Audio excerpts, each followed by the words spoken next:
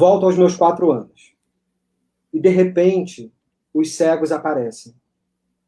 Ou por outra, antes dos cegos, eu vi uma menina, de pé no chão. A menina corre, atravessa a rua e vai beijar a mão de um padre. Durante toda a minha infância na Rua Alegre, havia sempre um padre e sempre uma menina. Sempre a menina para beijar a mão do padre. Mas, como ia dizendo, a pequena, devia ter uns 7 anos, voltou para a calçada de cá. A batina continuou lá e sumiu lá adiante, na primeira esquina. A menina também sumiu, como se jamais tivesse existido. Anos depois, mudamos para Tijuca. Agora é a Rua Antônio dos Santos. Depois seria a Rua Clóvis Bevilacqua. Perto de nós morava Juiz Eurico Cruz. E ao lado, o senador Benjamin Barroso. Eis o que eu quero dizer. Eu quero dizer alguma coisa. Bom, nos 2 ou 3 anos da Tijuca, eu não vi nenhum padre. Nenhum escasso padre. Havia uma igreja, e ainda há, na esquina Barão de Mesquita, com o Major Ávila, e eu lembro-me da igreja, me lembro inclusive dos santos, mas não me lembro dos padres. Fiz esse parêntese todo e volto à Rua Alegre. Depois que o padre dobrou a esquina, os cegos apareceram. Eram 4 cegos e um guia. Estavam de chapéu, roupa escura, colarinho, gravata, coletes, botinas. Juntaram-se na esquina da farmácia. Os 4 cegos tocavam violino. Não era acordeão, não era sanfona. Tocavam violino.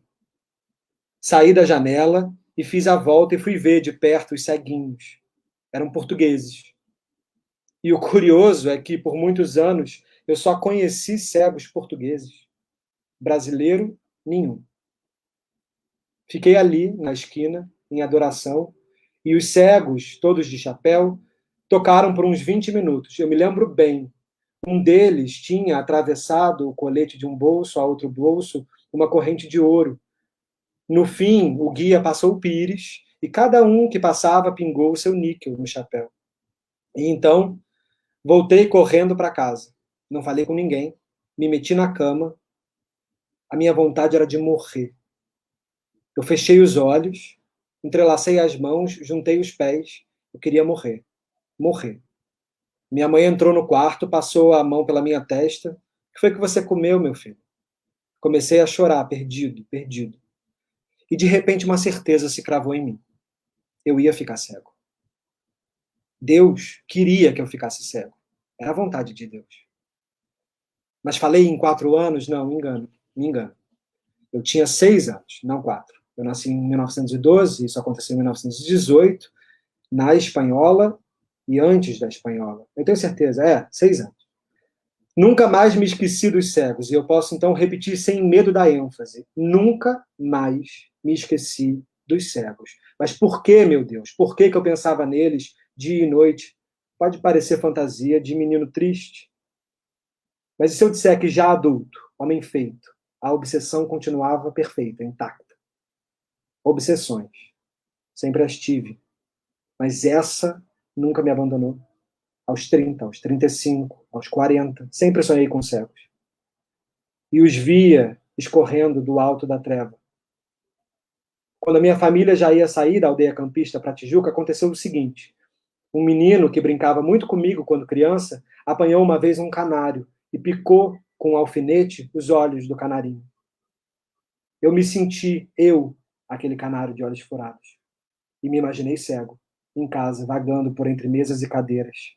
Meninas, senhoras, visitas teriam pena de mim, teriam amor por mim. Na rua, um dia, diriam, naquela casa mora um menino ceguinho.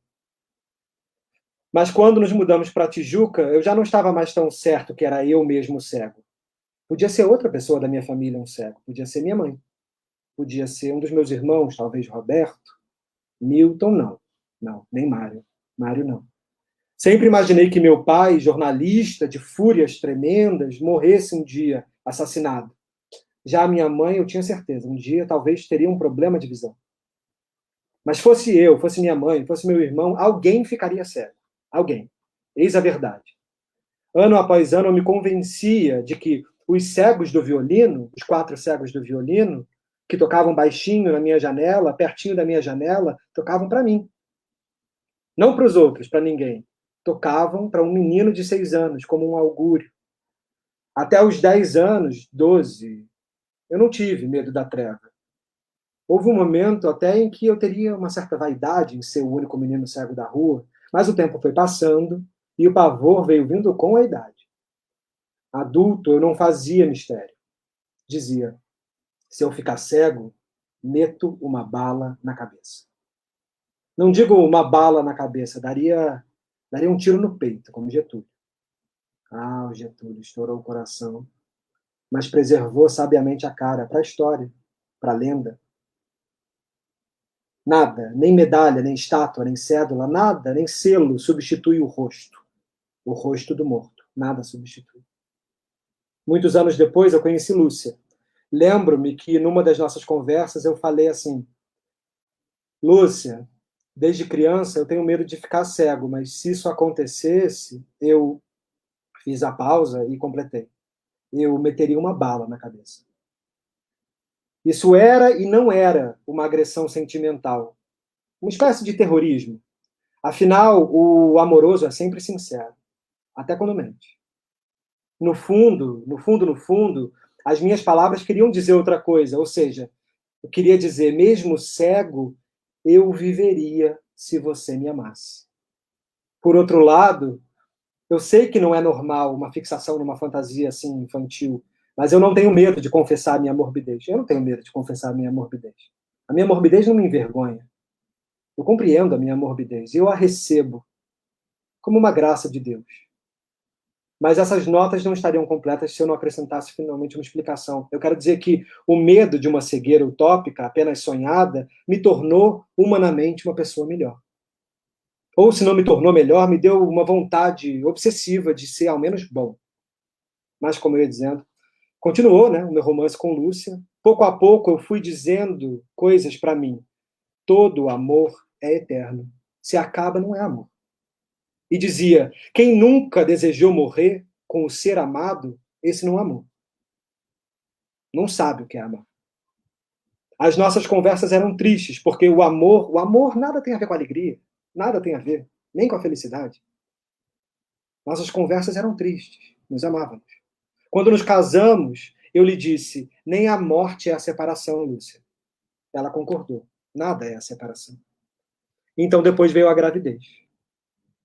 A gravidez de Lúcia. Ah, quando eu soube que Lúcia só podia ter filho com cesariana, não me falem em fio de navalha.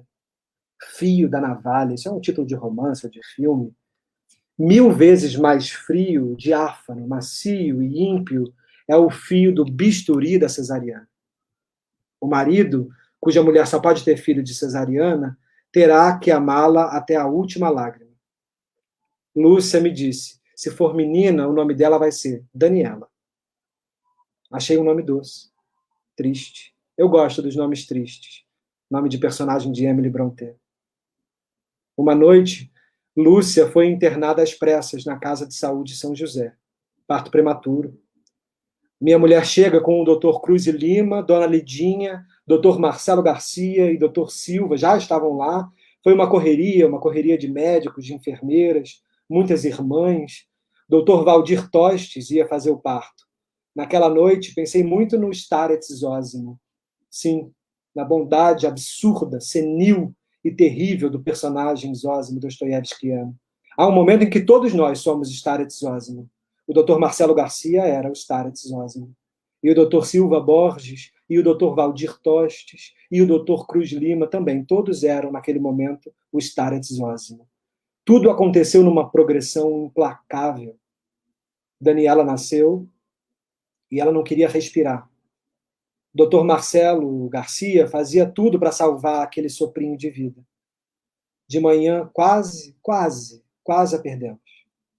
A irmã, desesperada, batizou a minha filha no próprio berçário.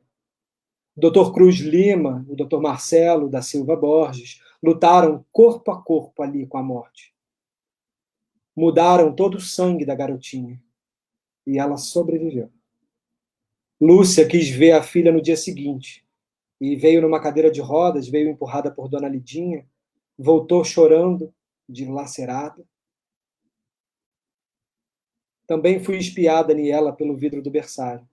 Uma enfermeira aparece e me pergunta risonhamente: o senhor é o avô da criança? Respondi vermelhíssimo: mais ou menos. Mais uma semana, Lúcia e Daniela vinham para casa. Tão miudinha, garota. Meu Deus. Cabia numa caixinha de sapatos. 2 meses depois, o doutor Abreu Fialho passa na minha casa, viu minha filha, fez todos os exames. Meia hora depois, descemos juntos.